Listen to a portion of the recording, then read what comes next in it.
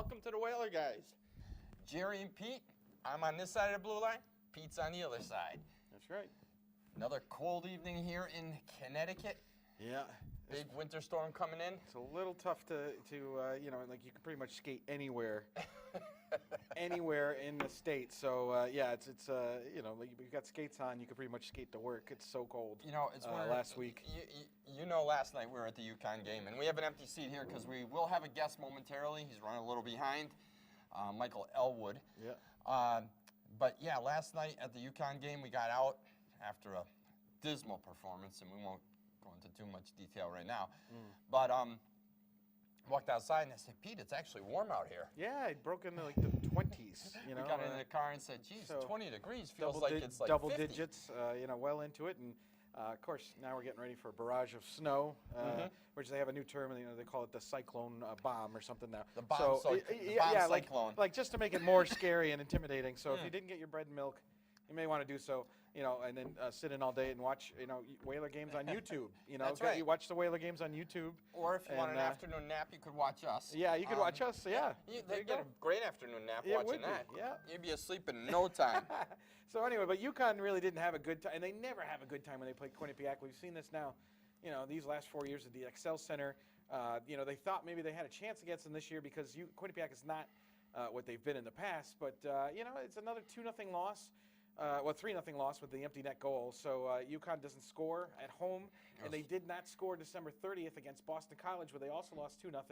That loss was a little bit easier to swallow because you're going up against BC or in their place. But this is they had to come home and kind of continue that trend where they were able to score. I mean, their offense was lighting up just before, and this seems to happen. You take a holiday break, and all that momentum's gone, and it feels like we're starting back from square one again. It's like after Thanksgiving with us. Yeah, it's like eating a lot of stuffing, and then it's like, oh, I don't want to move, and I don't feel so good because the bread's been on inside of the turkey.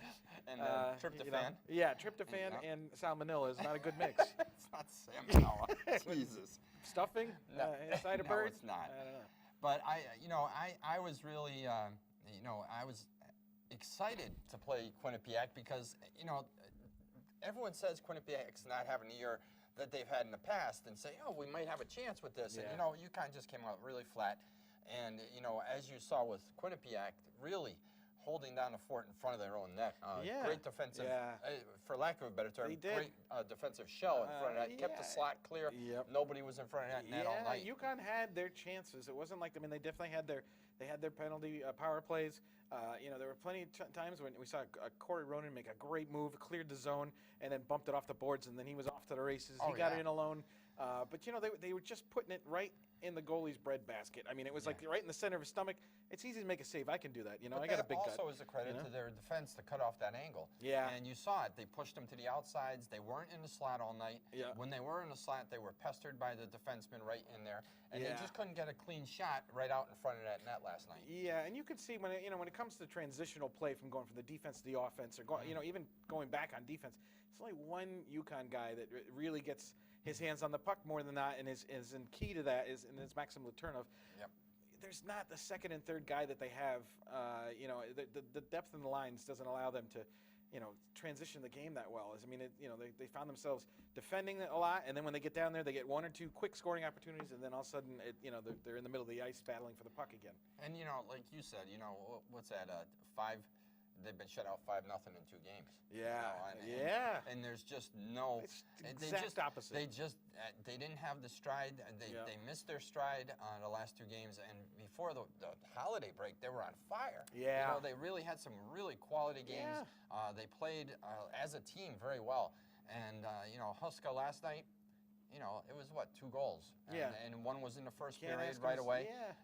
The second one came in, was it the second or early in the third? Right. And you were just like, wow, really? Yeah. And they just couldn't climb back in it. And they never really gained control of that game at all. No.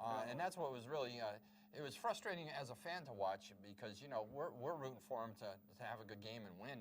Yeah. And they just just couldn't get around what Quinnipiac had out there, and they played them tough. Quinnipiac. did. Yeah. So a lot of credit to Quinnipiac for coming in with that mindset. I guess you could say like they hung in there. If this was a heavyweight fight, you know, UConn hung in there. They were only down by 1 goal through most of the game, but when they scored that second goal, you just felt like it was a death blow. The air came out. You could see them tying the game up 1-1, but you just didn't see them, you know, tying it up 2-2. No. You know, unfortunately, it just didn't work out that way. So that, you know, they're in these games that they're losing kind of badly because they're not scoring. Right. But they are looking at a get off the mat game this Friday against Merrimack at the XL Center. Oh yeah. You know, you don't want to say must win, but if you're saying like, hey, this is they need a win. They got to break their they need stride to win. in this It's very a conference poor couple game. games. It's a conference game. They need to win those games, and Merrimack is a team that they can capitalize on because they're not, you know, up at the top of the list like a UMass Lowell or Right, exactly. You know. So we'll have to see how it goes. But they definitely need to turn things around. Maybe they did eat too much holiday sweets, and they're a little sluggish. You know, you have to see about that. You know, maybe they skated it all out last night. Yeah. And Friday night it'll be a better performance. I'm sure Coach Cav gave him a come to Jesus talk once they hit that locker room. Right. And remember, that's about a 40 or 50-minute ride back to store. So That's a long ride. I don't want to be on the right, bus. and I believe we saw. So January 8th is a Monday, and I think they're doing a Coach Cavanaugh show at Bears. I think it's from 6 to 7. So January 8th. If you want to go there and see the coach, you can also listen to it on, I believe, on iHeartRadio and WTIC 1080. WTIC 1080. So that's a pretty neat thing. A good chance for people to get a chance to talk to the coach. You know, he has tall order in front of him. You know, as we just said, getting back into the business this Friday at the XL Center, the home of the Huskies, the Hartford home of the Huskies. Right. So that's what we're looking at right now. And you know, with you know, and Happy New Year to everyone, by the way. Yeah, that's right. Happy New Year. It's a new year, 2018. We're ready to take on a new year. All your resolutions, let's stick to them. The other thing is, we had a great New Year's Eve over at Woody's down on Main Street in Hartford. That's right. We had quite a few people show up. We had about 25 people show up, so we were very happy. Yeah. Lindsay, who's behind the glass tonight, we thank you for coming down and doing a great job producing. Great job. And corralling us and keeping us focused. You know, and I tell you, you know, Woody and Cindy are great people. It was a great restaurant. It was my first time ever eating there. I've never eaten there. Wow. And I thought the hot dogs were great. And you had the deputy dog, which was a great, really. I mean, I you looked don't take it lightly. I was full just looking at it. Yeah, I stuck with the plain hot dog with some ketchup on it after seeing your hot dog with pulled pork and cheese on top. Cheddar cheese, and don't forget the barbecue sauce. And the barbecue sauce. That's right, on a hot dog. And a side of fries, and those are foot-long hot dogs. That's right, this was no small hot dog. This was no joke. This is the kind you can break it in half and still have the normal buns. Right, you exactly. You can have 2 hot dogs. So. Yeah, and the other thing is, you know, for the price, you just can't go wrong. Why wouldn't you want to eat there? Yeah, I mean, it's very reasonable. I mean, a hot dog.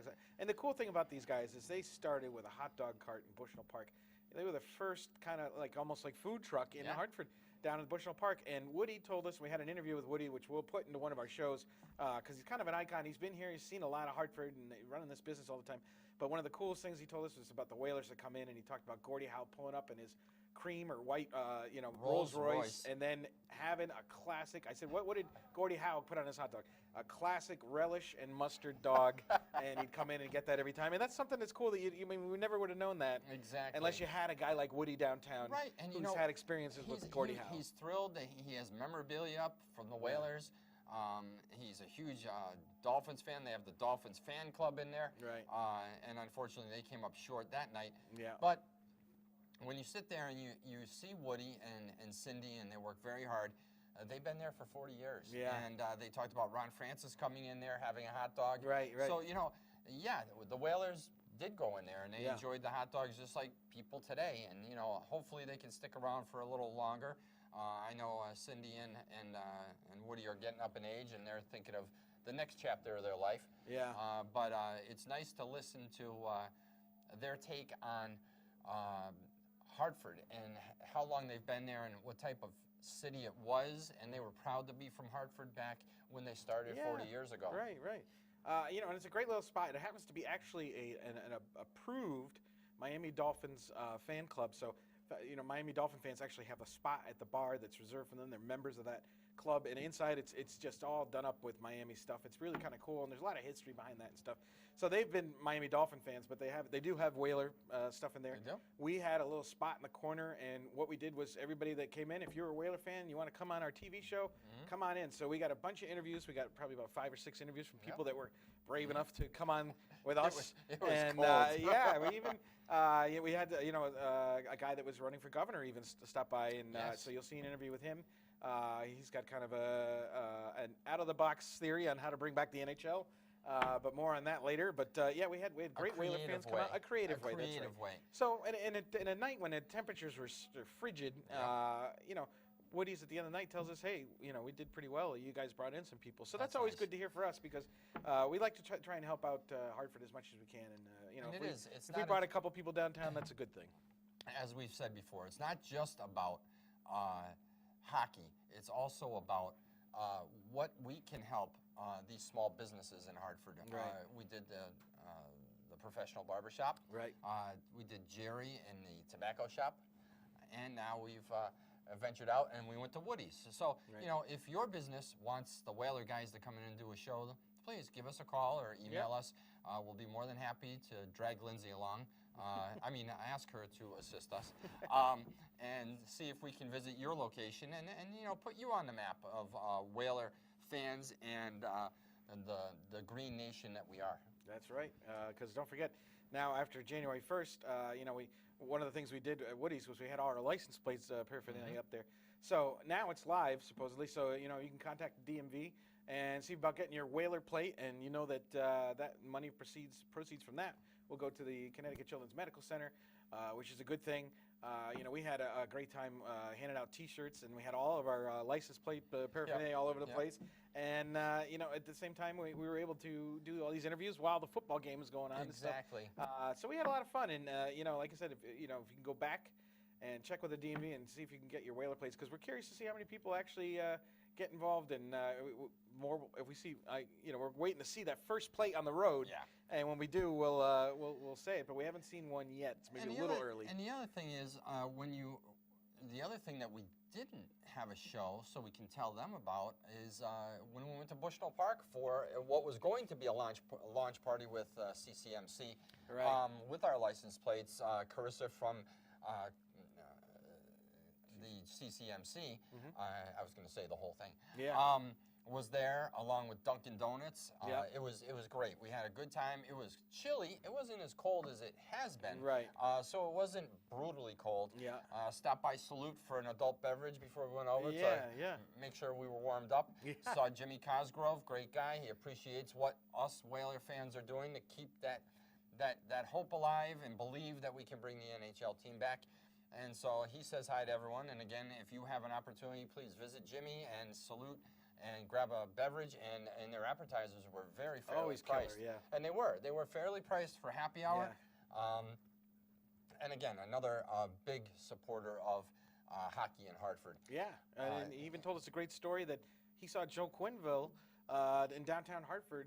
Jimmy Cosgrove saw at a barbershop, and I guess Joe Quenneville, when he's in town visiting family from his wife's family, he'll come into Hartford and goes to the same barber. So there you go. I mean, he's a coach. I mean, a Hall of Fame coach. He can go get his hair cut anywhere. But he still makes a trip down to Hartford. It goes to show you how those guys, they still remember, and they loved playing here. So that was kind of a cool story. You get these really neat stories sometimes when you get downtown. You know, guys that know who's coming and going. And who actually want to talk to us. Yeah, right. Yeah, that's important. We don't have to put them in a chokehold. Yeah, All right. Yeah. Say a few words to us. Yeah. So, when you sit there and you visit downtown, and there's still, remember, I think this is the last weekend of the Winterfest for the ice skating rink. Right. Yes. It does end, it's either on the 4th or... No, I think it was the 4th. No, the 4th was just... I think it's this weekend is probably close to the the 7th. It is. Probably, the 7th is the last weekend. Yeah, So, if you have a chance and you bundle up and put those layers on, Bob Crawford was there from was that International Skating Center over in Simsbury the and championship. Yeah. Champions. Bolton and the other one is... Newington? Jeez, I can't remember. Yeah, it's Newington. He bought the Newington rink. Yeah. Okay. Yeah, so he stopped by. We had some pictures with him, and we had a good time. So it was great to see the people out and the kids And that's what Bob says. It's about the kids getting out there to skate. Yeah, right. You know, the hockey programs in Connecticut do have. There's a lot of youth that's interested in hockey, and that was the whole point of us talking about the Whalers, you know, and having that fan base. You know, while you see these things about people leaving Connecticut, there's still so many hockey players that are young hockey players. And for us to even have this TV show for so long, I mean, Whalers is all we got, and we're still talking about the, you know, the good old times, and it'd be great if we could get the team back. But in the meantime, the whole thing is this Whaler thing just keeps. I mean, there's still interest in the Whalers from all ages. And as we talked off camera before we came on camera, Peter has some great information of a recent poll done by the NHL about the logos. That's right. And you know, when Peter was showing me off camera about this poll about what is the best logo in hockey, and I'll let him finish this. I was just blown away. And this is the NHL today. Right. Modern times, modern polling, and it's the people who follow hockey, not the Hartford people, not the Whaler fans. It's the nationwide, even international with Canada, and maybe even internationally going to Europe. You know. You brought up some really cool stats, and I think you should share them. It was great to see it. I mean, so they took jerseys from the last 100 years. So you could have there were a couple of Montreal Canadiens jerseys in there because they had different, you know, there's a couple Chicago Blackhawks. So if you were an original 6 team, I had a couple choices, or a couple Bruin jerseys. So all together, and then they had teams that were defunct, which the Whalers, the California Seals, of course, Quebec Nordiques, the Colorado Avalanche. They had every logo that's ever graced the NHL Colorado ice. Rockies. Yes, that's right. Yes, with the big Rocky symbol. Yeah, with the big Rocky symbol. So, you know, out of all these jerseys, Hartford finished second, which is pretty incredible, over 6 million votes. And number 1 was Chicago. Number 3 was the Anaheim Mighty Ducks, the original logo from the Disney logo. Yep. But if you look at that and you think about all of those jerseys, and they did the head-to-head comparisons too. I mean, you're talking about these Whalers when they were, you know, comparing Boston, 72% for the Whaler, 20, you know, 7%. It was pretty impressive. I mean, they won by a lot, and you know, had Chicago not won so many Stanley Cups, I think the Whalers probably. I think so too. Yeah, I mean, recently Chicago's a hot team. Oh, they are. And it is the greatest. I mean, they're a great logo. But yeah, they're a real team. So so the Whalers lost to a real team. They currently exist. Yeah, I know. I mean, because when you think about it, like I think Quebec was actually 4th, if you believe that. So which is interesting. There you go. They do have a very interesting logo. How many years we've been saying bring back Hartford and Quebec? It's obviously the most popular.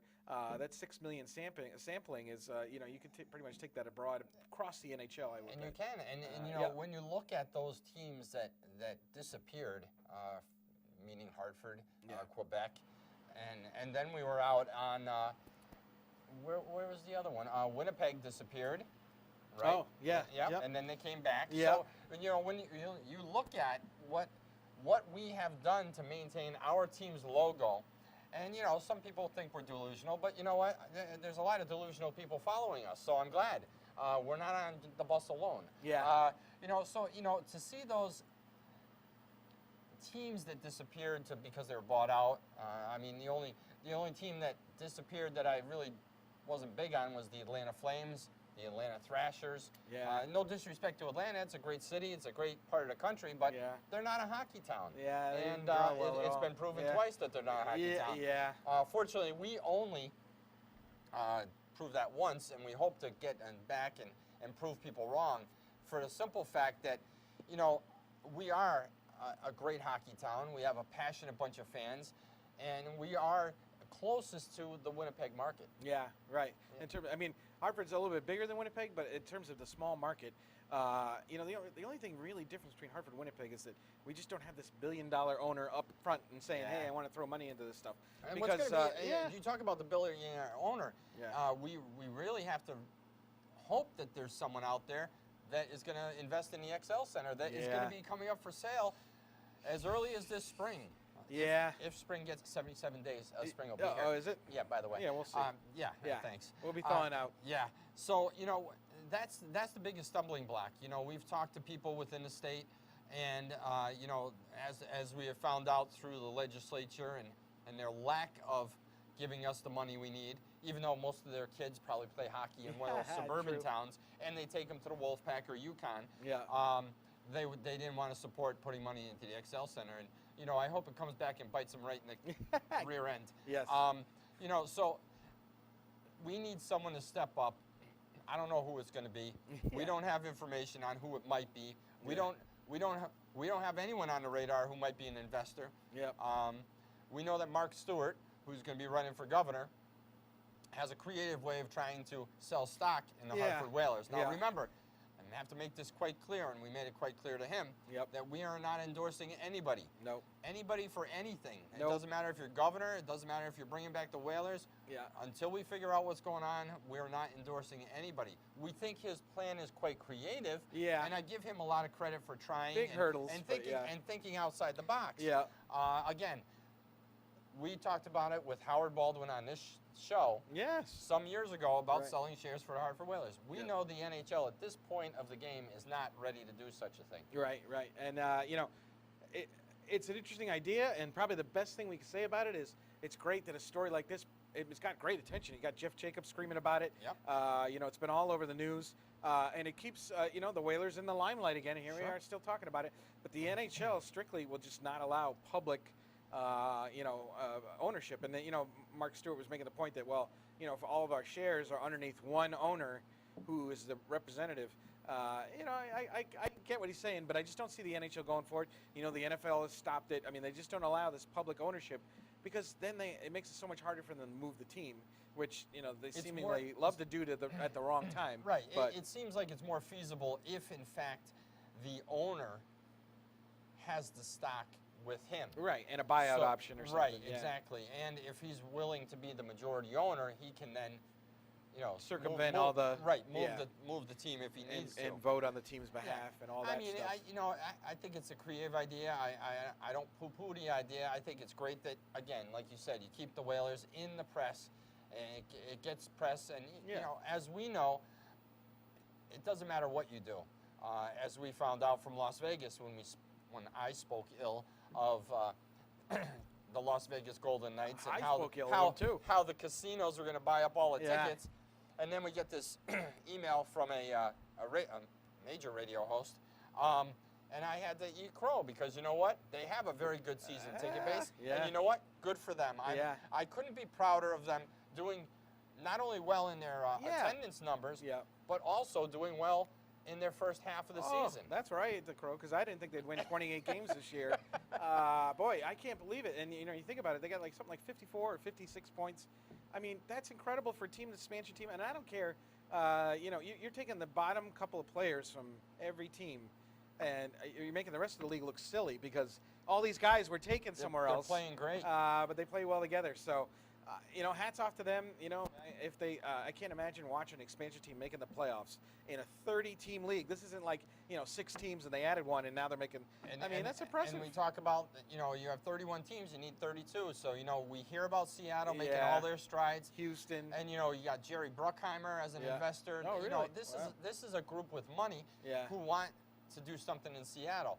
They not only are they putting 650 million into an arena or 600 million into an arena, they have 650 million that they're going to go for an expansion team. Yeah. Now, first of all, this is my opinion only, Jerry's opinion, not Peter's. Right.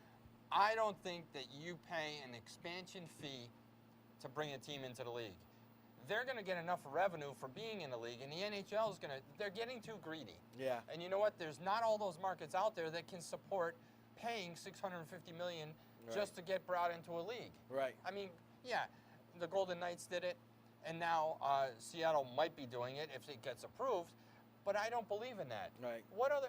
Have you seen the NFL do it? No. Yeah. Have you seen baseball team do it? No. Yeah. But see, now the NHL I think is getting too big for their britches, and Yeah. I think they're going to cut off their nose to spite their face. Yeah, and sure. we're already out of the 4 major sports, the last sport still. Yeah. We're never going to overtake the other 3 sports. No. And so, you know, I Yeah. think they're being kind of silly. Yeah. It's something to worry about. And, So. and something to leave on. Yeah. I know you're a huge Boston Bruins fan. Oh, huge.